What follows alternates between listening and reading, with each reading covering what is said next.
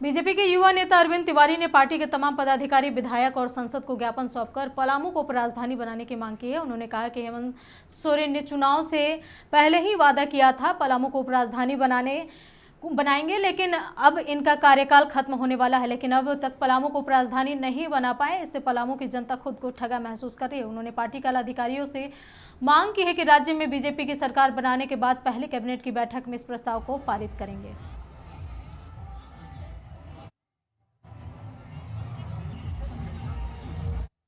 गांडे की विधायक कल्पना सोरेन जी ने गढ़वा मैया सम्मान कार्यक्रम, जो मैया योजना चल रहा था, उसमें उन्होंने गढ़वा में मिथिलेश ठाकुर, जो राज्य के मुख्य मंत्री हैं मिथिलेश ठाकुर जी, उन्होंने उनके सामने कल्पना सोरेन जी ने अपना